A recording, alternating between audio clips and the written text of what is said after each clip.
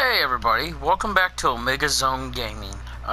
Kingdom Hearts content is getting ready to come. We'll be doing some 0.2 content here really soon, and some Dream Drop Distance content, as well as I will be doing a video discussing the back cover video. A lot of good with that one. There is one thing I do want to comment on though. But first, let's get this one out of the way. So, God Eater Resurrection is a hunter-style game, like the Monster Hunter series. Where it differs is this one actually has a really good story. But it boils down to the same function. You go out, you hunt stuff, you make better equipment and clothing and stuff like that. So, the base story is that pretty much it's end of the world. Set called the Argani have come forth, and that being said, you know, they're pretty much devouring the world, I guess you could say. You are a new type hunter, known as a new type God Eater, who can destroy these monsters quite easily. So, I haven't gotten all the way to the end of the plot yet myself. There are plenty of twists and turns, loss of life that makes the story good, stuff like that.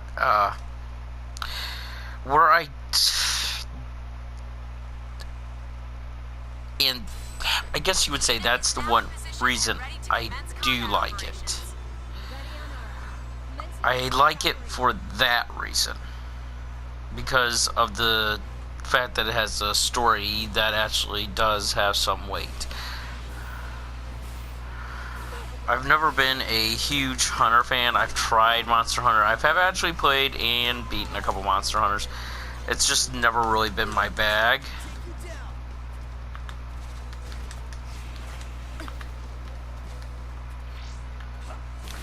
So, you know, and I think the main reason why it's never really been my bag is no story. So this one, if you want a story for a Hunter game, that's your main reason for never really getting into the Hunter games, there you go. That's your reason.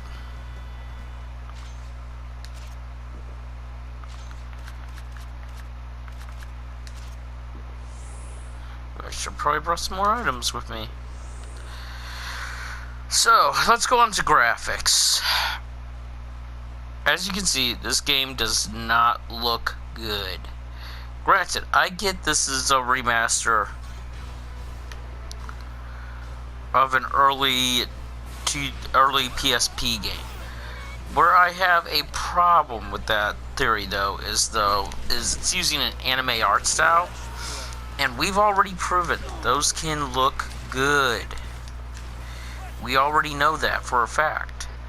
That's been proven more than one time.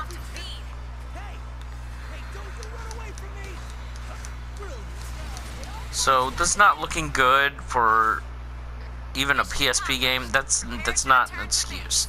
This game is borderline ugly, and Bandai's done better. Dragon Ball Remastered Budokai is proof of that. For me,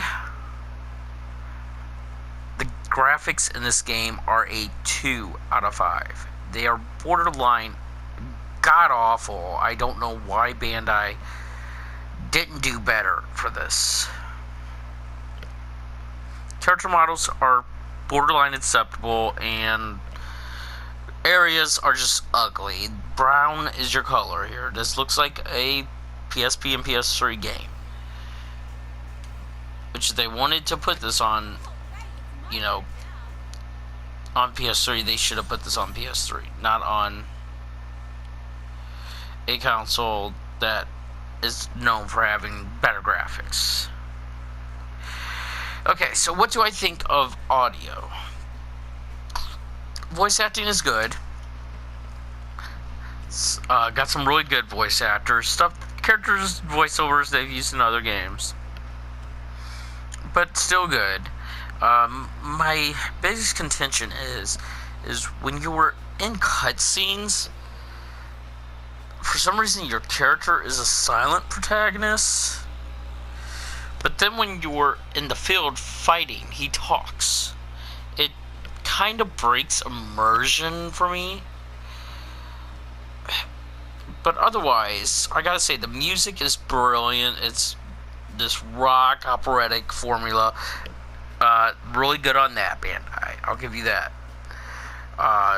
Weapons sound okay. You can recognize a gun firing as opposed to a sword slashing. I mean, I'm not expecting anything amazing in that department, but it's just I can't get over the protagonist. So for me, audio gets a 3 out of 5.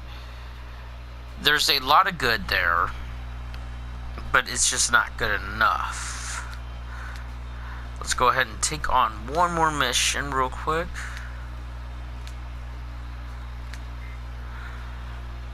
And we'll hit up the item box. So we might as well get into this while we're at it. Get my loadout ready. Inventory withdrawal.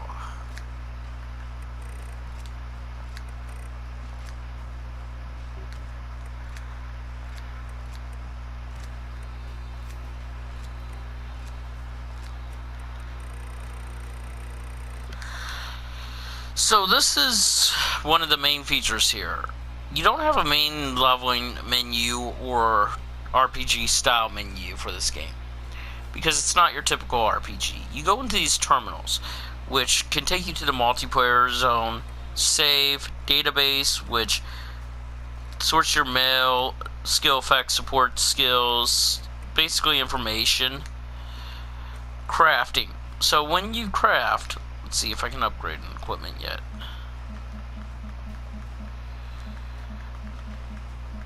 Okay. I can't upgrade equipment, so usually you find parts that you can upgrade equipment with. Let's see if I can craft something. Okay, so I can. You know what? I don't have a new scythe yet.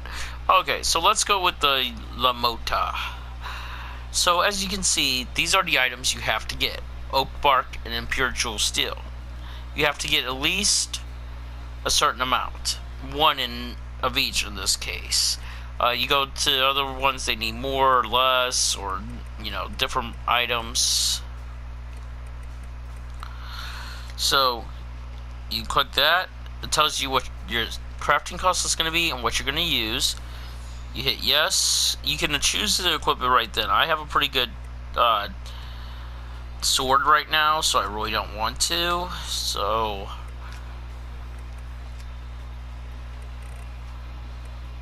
and as you can see, it goes into my storage for my melee weapons, and I can then equip it. But also, another thing you can equip and craft is outfits. You can craft different ones.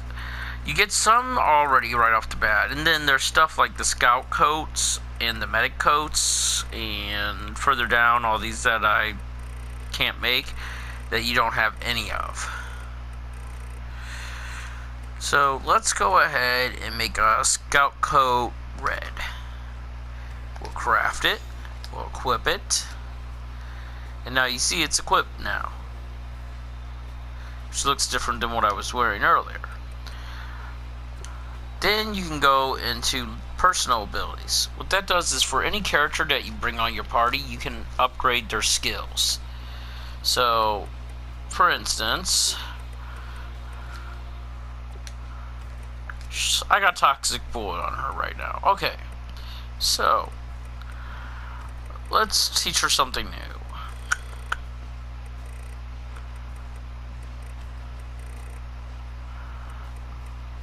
How about we teach her damage cut 1?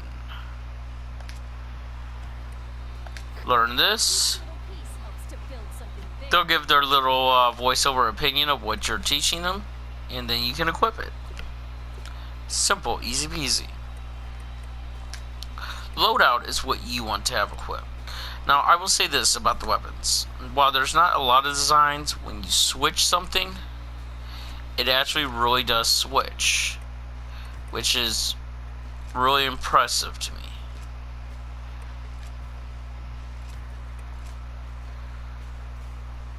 So, you know, they did a good job there. I'm actually really impressed with it.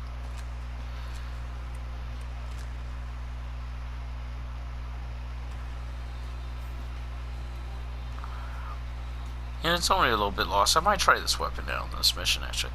I equip defense items, but you can make health upgrades and other upgrades.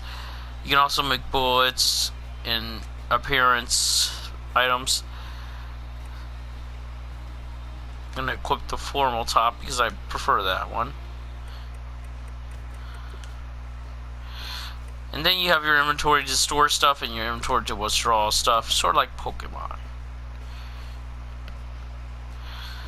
When you're ready to go on the mission, you go to that gate and you deploy.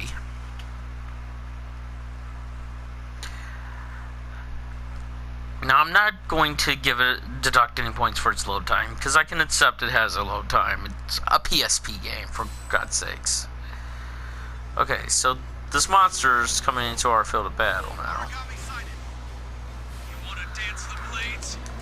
They both came in.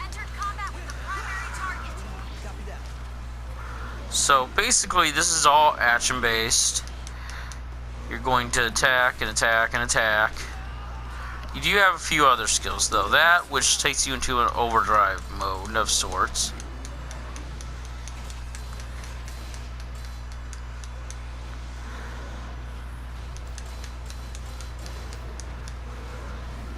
So you just keep attacking. The point of this is to do as much damage as possible to take out the enemy. I probably should have kept my sword equipped. I'm probably gonna fail, but it's cool.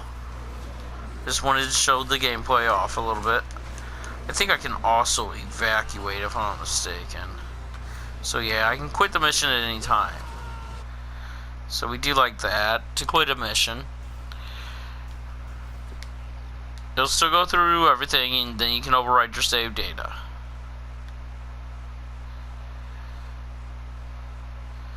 So, you know, you have to remember to take the item for the job.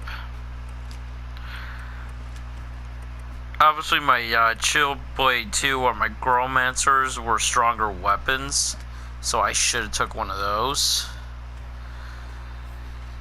You know, that gives me cost-cutting 1, but Chill Blade gives me Blade Wielder 4, so you know, it's better to have that. This is your base of operations. You got a shop here. You can talk to regular people anywhere around here. This elevator will take you to other areas like your living quarters, your allies' living quarters, the laboratory, and the executive section. These two really have no point as of right now as far as where I am in the story. For me, the gameplay is a 4 out of 5. There are some bugs which I've been told they worked out in the second game, God Eater Burst Rage, which just came out. I plan on getting it soon to find out for sure. But, you know, I wanted to try God Eater before I spent the big money. So, all that being said, graphics got a 2 out of 5. Audio got a 3 out of 5. And gameplay got a 4 out of 5. For me, God Eater Resurrection gets a 3 out of 5. Listen, if you want to try a Hunter series game and you've never played one before and you want to give one a shot, this is a fantastic place to start, especially for $20. It has more story than the Monster Hunter games, and it's definitely still as easy to pick up and play as the Monster Hunter games. You just have to realize going in that this game is not pretty. This game is going to have a few old PSP conventions to it, and that this game sounds okay, not excellent. For future ports, Bandai, do what you did with Dragon Ball Z Budokai.